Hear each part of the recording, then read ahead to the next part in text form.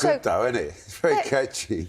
They're still brilliant. Thank you. Timeless. How did you manage that? Yeah, well, that's the premise of this Greatest Hits album, which I know we were going to talk about. But, yeah, 45 years, and it is extraordinary that we're still playing those songs. And people still really love them. I mean, we're going on tour. I've done all the promo now, shall I go? That was we could just chat about something else. No, it was interesting, because just before you came in, we were talking about the 80s and we were talking about those nuclear warning films, but also just going back to that sense of the 80s, which was such a formative time, a time of real transition, and for your music to be the backdrop for that period for so many people, I mean, that must mean a huge amount. Yeah, I mean, for sure. You know, and it almost feels like there was a period, late 70s, where it all sort of went a bit black and white, almost.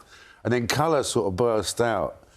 And we were part of that colour, I think, yeah, with that in the two-tone scene and all that. It was a very exciting time, for sure. And we had a lot of fun, as you can see. I mean, what's nice about watching them videos back is we were genuinely having a really good time. And I think I heard someone the other day saying, you know, a lot of acts get kind of promoted by the record company and designed and packaged, and that was us, you know what I mean? We didn't have any designers or people looking after our clothes. We just did what we wanted. And are you glad that your heyday was then, that the 80s was your moment? I think it was a great time. Now? I mean, much harder, I think, for bands, just for simple facts like there are less venues to play in. I mean, there were hundreds of pubs around we were in Camden Town, and there are probably only about 2 left. Funny enough, that Baggy Trousers video reminds me of... I meet a few kids who are from that school in Kentish Town who are growing up now, and there's one girl said, I've got a bone to pick with you. She said, I was having a cigarette behind the bike shed and you showed it in the video. Oh, no. And my dad nearly killed me. Forever famous. Exactly. But funny that, yeah, how it all comes back, you know. And but so long ago, it seems like yesterday still, you know.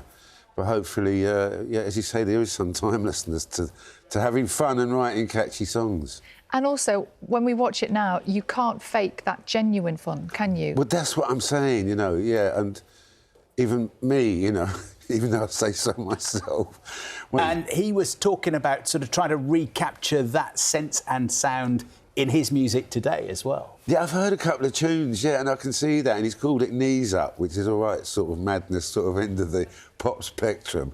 But no, I love Ollie, and he's come on stage with us a couple of times. In fact, it was rather sweet. He came to see us somewhere or other, and he just queued up with the people that we meet before the show, you know, the greet and meets with his mum and dad. And I said, you should have told our manager. He could have come in the dressing room and stand in the corridor. And I was really good luck to him. Yeah, he's got an album out. We're battling for that top 10. So hopefully he does well and we do well. We thought that this wasn't a greatest hits album. Yeah. But you said earlier it's a greatest hits album. So what is it? Well, it's a compilation of all the records that we made over 45 years. It just struck us that we've been going for 45 years. We put out 45 records over 45 years. So there is some more obscure stuff and all that, but it's basically all the big hits, including some of the less-known hits, if you can call them such. But, yeah, there's never been a compilation of this sort of magnitude, so I hope that... I don't know if it's the end of an era, but it certainly sums up this part of our career so far. Hopefully there'll be a bit more. No, I'm joking at the end, yeah. It just came to me. What's the opposite of naive? No, we're still pretty naive, actually. Wise, maybe. Yeah, and you just get better at playing your instruments, whether you like it or not. You know, people often say, oh, the best music's made when bands are young. But I think that's a lot to do with energy and naivety. But you can still have energy and naivety, but you just play a bit better, and that's something you can't play badly anymore. And we'll see and hear for ourselves, because you're doing Radio 2 in concert. That's right, yeah, very much looking forward to that. Yeah, we've got a really busy run-up now, obviously promoting the album, the Christmas tour coming up, but also, yeah, Radio 2 in concert with our lovely Jo Wiley, which is always a lovely thing to do. It's in front of a little audience, and we just do 8 or 9 songs, but we're trying to get a Christmas song together. Our manager had been banging on about doing a Christmas song. But the problem with that is you have to write it in the summertime to get the lead time. It's the last thing you're thinking about when you're lying on the beach in Marbella in your flip-flops.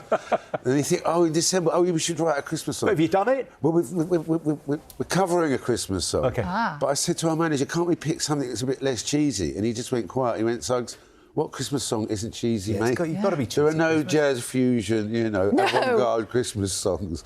So we're having a go at one. So which one? I can't say. Go on. I can't because it might not work.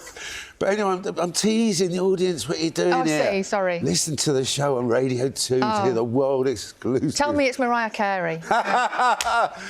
George Michael. Oh, no, it's not either of those. No, it's not. It's not. Should we just keep going through all of them? No. Suggs, fantastic to see you. Thank you very much, yeah. And Hit Parade out now, and the new tour starts next week.